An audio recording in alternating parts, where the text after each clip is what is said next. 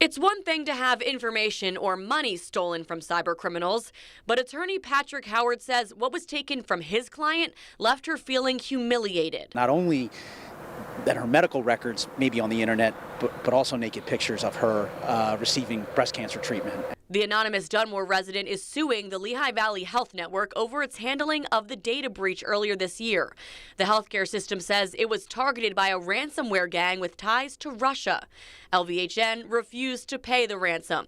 In the lawsuit, attorneys write, while LVHN is publicly patting itself on the back for standing up to these hackers and refusing to meet their ransom demands, they are consciously and intentionally ignoring the real victims.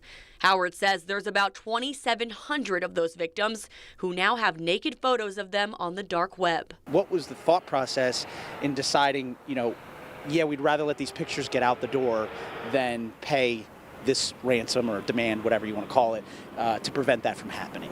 Cybercrime is keeping Howard busy these days. He has about a dozen active data breach cases right now. His Dunmore client's first instinct when she learned she was a victim speaks to just how prevalent the crime is. She actually believed initially that the whole thing was a scam, and she contacted the police. Pennsylvania State Trooper Anthony Petrosky says that was the right thing to do. Even if you're contacted about a scam, that could be a scam itself. And they received an email about, getting a year free protection since there was a data breach. And I always tell people, if you get those emails, that's great if they're offering it, but make sure it's legitimate. Don't click on any links in that email. Open a separate Google search, look into the data breach, and call that healthcare provider separately and ask them before you respond to the email, because again, that could be a scam also. Some victims might be concerned that opting into a protection plan might just provide more information to the hackers.